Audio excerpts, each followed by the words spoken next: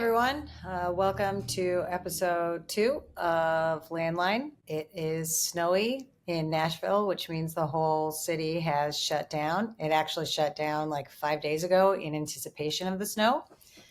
I think, I don't know, we probably have like 5 inches or something. Nashville is so weird because there doesn't need to be a lot of snow for the whole city to just freak out. It's kind of like LA when it rains, where it's as if it's the apocalypse. I'm not going to rag on LA right now. They're going through enough. So instead, I'll switch to Michigan, which I also lived in for many years. Michigan, when it snows, I mean, it's nothing. Everyone has like their own snowplow, and it's like they've been salting the roads since July. I don't know if they just don't have salt in Nashville. I did hear at one point that there were only like 9 snowplows or something for the whole city. Yesterday, I was in a nail salon, so I'm sure that this is a super informed opinion. But the woman sitting next to me said that the city got 40 new plows. So, I think we're all going to be up and running pretty soon. Let's see. The last week has been interesting. Lots of feedback on Landline. Lots of hot takes on it being a call-in show that no one knows how to listen to. Look, man, I'm working on it. It's on Spotify. It's going to be on YouTube, and it's going to be on public access. I don't know how everything works yet. Okay. I was out of the game for a long time, and I'm in my 40s. So we're working on it. This episode will be on Spotify. Right now, we're not hooking up. We're putting the speaker of my phone very close to the speaker of my computer to listen to messages. That's what's happening. Okay. So I pitched as a possible topic kids for this week. And it could be you being a kid. It could be you having kids.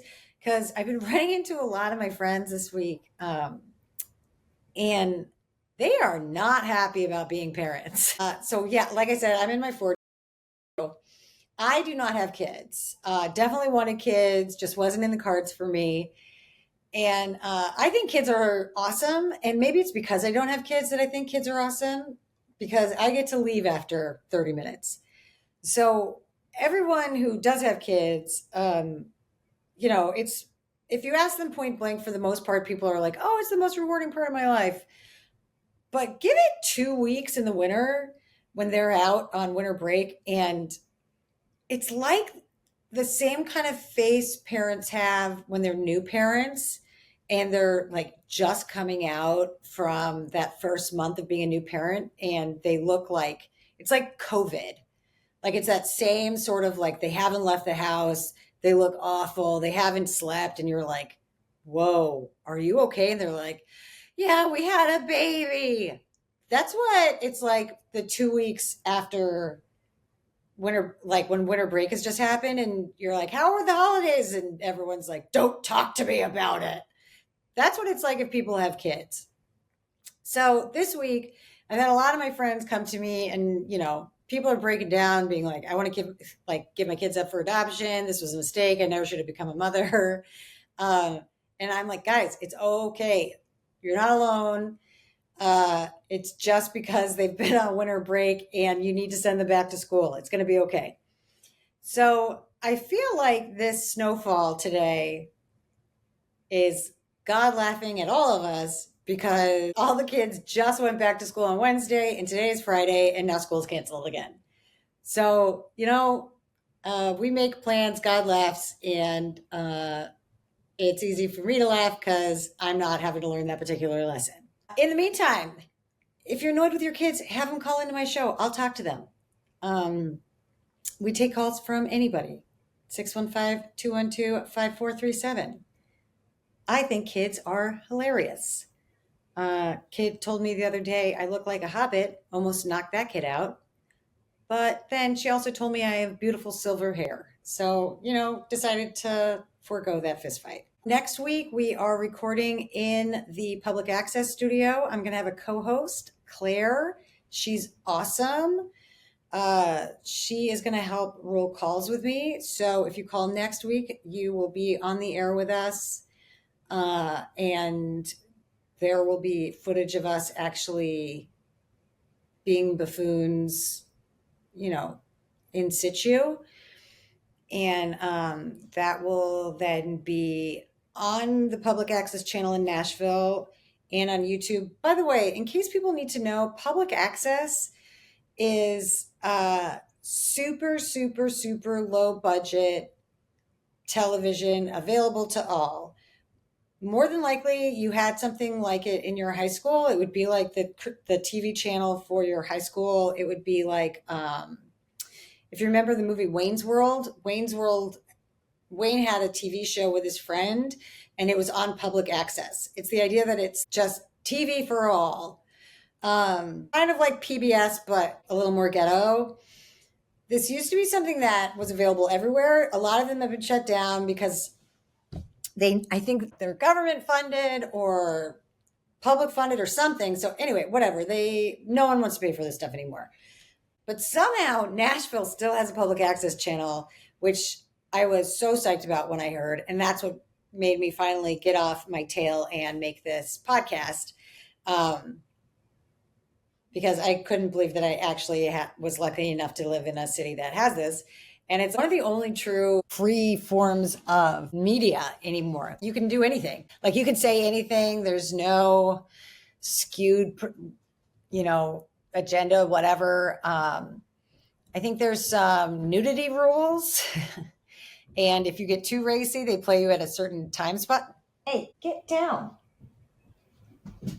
I can't believe it. Just as I was saying that, my dog started humping a pillow in the background. My mom's going to watch this. Okay. Where was I? Anyway, filming next week, Claire, public access. Okay. So I think I've bantered long enough. We are going to get into our messages because amazingly enough, we have some this week. Let's see. Thank you to everyone who called in. That is just super, super awesome. You have no idea. Honestly, it sounds like I'm phoning this in. It really means a lot to me that you guys called in. Like, that's incredible. Okay. Thank you so much. I'll give you more specific thanks after I listen to your message. So here we go. Here's our first guy. Hey, Inga, it's Katie Rowe. First of all, that was a lot of rings. Like, I started to get nervous that you were going to pick up. Not that I wouldn't love to talk to you because I would, but hey, listen to your show. Really great. I need you to be funnier because you're super funny. Here's my question. So I have a 10-and-a-half-year-old. I'm now a single mom, as you know, and she seems real sexually charged and wants to talk about sex all the time. How does one handle that with a 10-and-a-half-year-old? Could we get some callers calling in, maybe some psychologists, please? Because holy shit, I think she did I pass my libido down to her? Is that possible? Like physiologically? But yeah, apparently all the boys in fourth grade talk about sex, and she described it to me in detail. And I just stared at her and told her that she wasn't accurate, even though she 100% was. She wanted to know which part was not accurate, and I told her 20%. So, can't wait to hear what you have to say about this topic. Love you. Can't wait to see you. Bye. Oh, no. Oh, Katie, I love you too. Okay, point number 2 of why I am happy in this moment that I don't have children. Good Lord. Okay. Sorry, I need a moment to recover. Okay. So yeah, that first, I'm really happy you came to Landline with this predicament, Katie. This is definitely the place to go with questions about parenting. I'm super informed, especially about nuanced questions about, sex in today's youth culture. So weirdly, I think you actually can pass your libido down. it's some sort of like neurochemical that, like, I don't know, it's like either sometimes attributed to your personality, sometimes attributed to your sex drive. So I don't know, she probably has a little bit of like your vroom vroom in her DNA. 10 and a half is pretty young. So I blame this more on context. Like, who are these fourth grade boys talking about it so explicitly? I'm glad that she's talking to you. Like, that's, I mean, honestly, that is the headline on this one. I'm really happy that you talked to your daughter and that she feels comfortable talking to you. Um, like, that's so important because I don't know, today seems terrifying to me. Today, in terms of what it means to raise kids, have kids, talk to kids, throw them out into the world, and then scoop them up at the end of the day and bring them back home, seems so terrifying because in the information age, it's just like, what is happening? And I think the only thing that parents can really do is keep an open dialogue with their kids so that when kids are inevitably going to ask about something that they know is secretive, because kids are always going to do that, whether it's, they want to find the Christmas presents early or whether they want to talk about this thing called sex that everyone gets quiet around. I think her being able to just talk to you about it is really key. I think asking, maybe, like, I'd be curious to know how she seems to feel about it, if she's nervous, if she's uncomfortable, if she wants ways to get out of conversations with boys like that. If she's super into it, I don't know. I mean, I'm really happy with how sexually repressed I am. So I might not be I might not give advice that you would love, where I'm like, let's lock that lobster trap up. But I'm sure there's a healthier perspective that someone could call in and say, or at least a different perspective. But yeah, in fourth grade, like, dude, I was about to share a story that maybe is too weird for the second podcast. Okay, we're going to go to the next call. I hope I got the right number here. My grandson told me to call and ask any questions I might have about his appointment. I'm not quite sure what anal bleaching is. But is that some kind of mark of stature or medical? I guess maybe someone got a dark one. I guess I wonder if mine's too dark. Anyway, I guess I think if I think about it, I'd like to meet the Lord with a cleaner one. Anyway, I just wanted to ask some more questions about anal bleaching. And I heard you said tan line, so I must have the right number. Anyway, it's Harold here. Harold, thank you so much for calling in. I'm so glad that you came to me, of all people, about anal bleaching, because as someone who has a hard time showering regularly, I'm definitely someone who would be up to date on all hygiene and anal reconstruction or rejuvenation. I don't know, dude. I'm gonna go ahead and say your butt's fine. And more than likely, your main problem is probably hemorrhoids, and that anal bleaching is not going to even begin to touch the problem.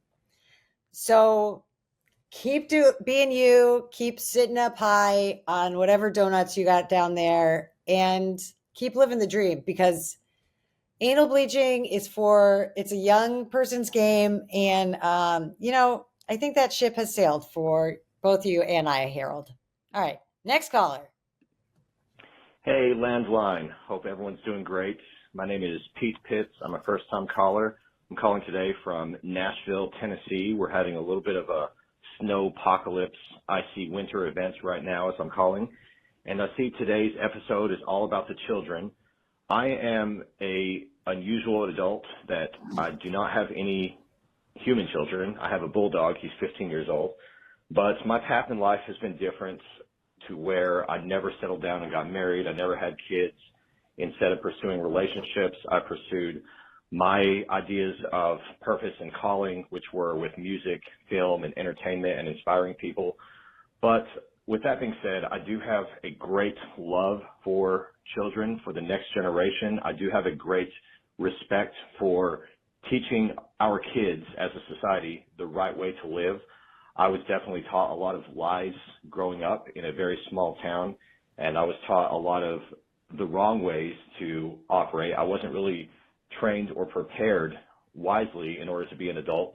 So I would like to speak on behalf of all the other adults out there who don't have kids. I have tons of friends and family members who do have kids, and now some of them have grandkids even. And what I'm seeing is we are now learning as a society to better be able to bring our children up with more wisdom than we were taught. I think that's one of the biggest lessons that we should pass down to the next generation, is teach them the things that we did not learn, teach them the things we wish we would have learned. For example, financial freedom, for example, just being a holistic, healthy, confident version of yourself, becoming the best version of yourself, becoming the person you want to be. And while I still have hope that one day I may have children, if it's in the cards, I also am completely okay with the fact that it may not happen. I'm just trying to inspire people. So through my music, through my films, and through the other various entrepreneurial avenues that I work in, I'm trying to at least leave a blueprint behind and a legacy that the young people will be able to latch onto and gain some inspiration from, or gain some education and some knowledge. So I really think that this is a great idea. I hope that more people call into the Landline talk show. I look forward to being a frequent caller in the future, and I appreciate this opportunity and this venue to speak about our kids and our youth. As we're having this winter storm right now, I've been watching a lot of the kids in the neighborhood where I'm staying. They are out there sledding, they're throwing snowballs, they are building giant snowmen and rolling snowballs bigger than themselves down the hill. So it's very cool because as a young person, we are unencumbered by the burdens of life. We don't have so much on our shoulders yet. And so I think that we really need to focus on teaching our youth. Oh, man. The voicemail cuts it off. All right. That was awesome, man. Thank you so much for calling in. That was really fantastic. I mean, I love what you're saying, and I totally agree. For real, kids are the best. And I think what we teach our kids is incredibly important, and it is a reflection on where we are as a society. I thought it was interesting that he mentioned financial freedom and what we teach our children about that. I'm pretty sure I still don't know anything about finances. But I think there is a lot of criticism, by the younger generation to the older generation on parenting. And it's always that way. It's the same way the older generation always looks at the younger generation and is like, kids these days, but I've been thinking how it's hard, man.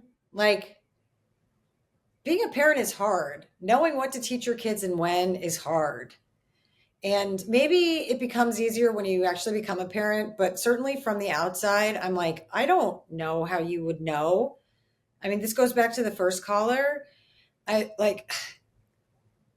The stuff gets intense and fast. Like, it gets intense fast. And then that same kid just wants to go out and play in the snow. So what do? But that is kind of but I just realized I'm making this sound like it's a problem, and it's not. Like, that is the beauty of children, is that they're this sort of broken roller coaster fragility that's exciting and terrifying to watch, where it's just, oh my God, heart on the sleeve, brick tied to the gas pedal, vulnerability, and all in, So there is a responsibility for us as the adults to care about how we're living our lives around young people. And it not just being about how can I be the most comfortable and then kids have to deal with it. I think that's important. And what can kids remind me of that is my true authentic self? What can I remember were my original goals that I was persevering for in the innocence of my youth, and help keep those strong goals for those around me? Because integrity is hard to keep as you get older, I guess, is what I'm trying to say. But also, like, kids are just fun. Kids in snow, I mean, it just mayhem. I don't understand what happens. For adults, the colder it gets, the more we just want to stay inside and eat Doritos. For kids, I saw a kid out today just in the middle of the sidewalk. There are footprints all over the place. She's making a snow angel. There's no snow to make the snow angel in. She's just in other people's dirty feet making a snow angel, laughing so hard. She's having the best time of her life. And it was like, what? You're in sludge. But she's having a better day than probably everyone listening to this is having. Okay, now we're going to go on to our last caller. Hey, this is Matt. I'm just calling to call in. As I told you guys I would. Give me a call back. Thank you. Okay, Matt, probably not going to call you back. That's not how a talk show works. But thank you so much for calling in. That's awesome. I think I'm going to wrap up because I feel pretty good about this. I'm tired. There's too much snow. I didn't shower yet today. Going back to anal bleaching, don't do it. Fourth graders, Katie, I don't know what to tell you, man. I feel like I just confused you more. But, I don't know. Just keep talking to your kids. Just keep talking to your kids. And today, if you're snowed in, make chocolate chip cookies. And I'm going to work on saying less in this podcast. And yeah, today's a great day. Great snow day. Thanks for listening.